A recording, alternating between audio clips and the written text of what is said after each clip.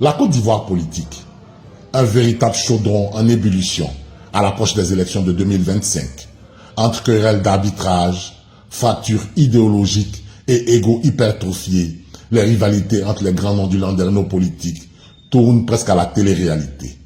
Prenons le cas de Charles Blé Goudé, l'infatigable défenseur et ex-compagnon de cellule de Laurent Gbagbo à La Haye, une sorte de colloque judiciaire à la sauce CPI. Lui, c'est l'homme que ses anciens camarades de lutte adorent haïr, et on va savoir pourquoi. Depuis son retour au pays, il est la cible d'une campagne de dénigrement d'une finesse toute ivoirienne. Loin d'être un simple défoulement actuel de cyberactivistes désœuvrés, c'est une opération frénétique quasi passionnelle, démarrée depuis son exil clandestin au Ghana. Mieux, cette fronde alimente même de nos jours les grandes messes du nouveau parti du président Laurent Gbagbo, comme lors de ce meeting dans l'ouest du pays, où, hasard du calendrier, Charles Blé Goudé est devenu le sujet principal. L'art de l'hommage indirect, sans doute. Blé était allé en mission en prison pour Laurent Gbagbo. Vous savez, il est parti à La Haye là, pour témoigner contre le président Laurent Gbagbo. Le comportement qu'il a là, il est parti à La Haye pour témoigner contre Gbagbo, pour que Gbagbo reste en prison.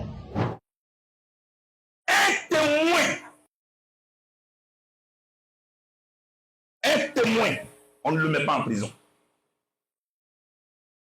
On ne met pas un mandat d'arrêt contre un témoin. Mon chef d'accusation était connu à la CPI. Quand j'arrive à la Cour pénale internationale, on m'isole des autres prisonniers. Jean-Pierre Bemba, Nguyen Dominique, Bosco Tangada, le président Gbagbo et tous les autres Africains. On m'isole d'eux. Le procureur écrit noir sur blanc, empêcher tout mouvement et tout contact entre Charles Blé Goudé et le président Gbagbo Laurent. Donc on est dans la même prison. Je ne sais pas où le président est, lui, il ne sait pas où je suis. Mais il sait que je suis là. Le lendemain, le procureur de la Cour pénale internationale vient me voir avec son équipe. Avec tout ce qu'ils avaient comme appareil pour m'enregistrer. Parlez-nous de M. Gbagbo, M. Blé Goudé. Si vous collaborez, on peut vous libérer. J'ai dit, j'ai compris, hein. Mais moi, j'ai une question à poser. Je témoigne ou je suis là en tant que témoin contre M. Gbagbo.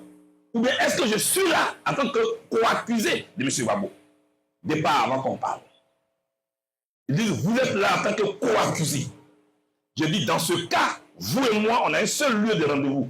C'est dans la salle d'audience, pas ici. Je n'ai rien à vous dire. J'étais seul face à eux. J'étais même pas là en compagnie d'un avocat. Je dis au procureur, cette réunion est terminée. Je n'ai rien à vous dire, sortez d'ici. Ils sont partis. Le lendemain matin, quand je me réveille, en bas de ma cellule, il y a une décision de la cour, du procureur. Parce que quand je suis arrivé, le président Gbagbo a 3 charges, moi aussi j'ai 3 charges. Le lendemain, j'ai eu 5 charges, le président Gbagbo a 3 charges. Ça aussi, il faut le savoir. À la cour pénale où on était là, celui que je supportais là, il avait 3 charges, moi j'en avais 5. Depuis quand il y a des charges contre un témoin? Vous savez, c'est pourquoi j'ai dit la dernière fois, leur cerveau là, ils ont mis ça en location. Ils ont mis leur cerveau en location. Ils ont mis ça en location. Depuis quand il y a un procès contre un témoin? Depuis quand? Donc ils savent, et ils savent ce qu'ils font. C'est à vous d'être fort. Sans voir le président Gbagbo, je dois prendre la parole le 27 mars, soit 4 jours après mon arrivée. Et j'étais content de le faire. Je vais au micro. La suite, vous la connaissez.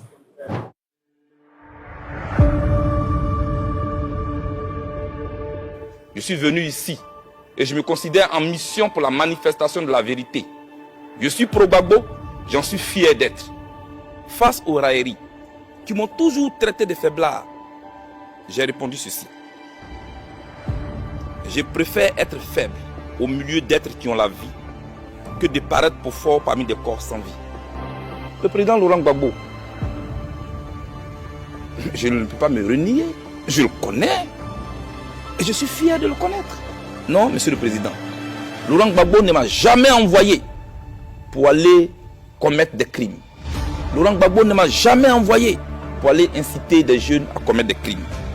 Monsieur le président, voilà l'homme que moi je connais. Au-delà de ma seule personne, de nombreux Ivoiriens ont de l'estime, ont de l'affection. Et qui souffrent de le voir assis ici. Laurent Gbagbo n'a pas sa place en prison. Ce monsieur est une chance pour la réconciliation en Côte d'Ivoire, monsieur le président. Quand je le disais, je n'étais pas au commissariat de Yopougon. Je n'étais pas au commissariat de Koumassi. J'étais face à des juges à qui j'avais été présenté comme un criminel. Et un seul mot gauche de ma part me mettait en prison et me maintenait à jamais. Parce que là-bas, on condamne les gens à 50 ans. Charles Tello a été condamné à 50 ans. Là, à côté de nous. Ngon Dominique a été condamné à 25 ans. Là, à côté de nous. Bosco Ntaganda a été condamné à 30 ans. Là, à côté de nous. À côté de nous, Praliak et Yougoslav, quand on a prononcé sa peine, il a bu du poison et il est mort. À côté de nous. Je savais ça et j'étais face au procureur. Quand vous voulez parler de moi, un peu de respect.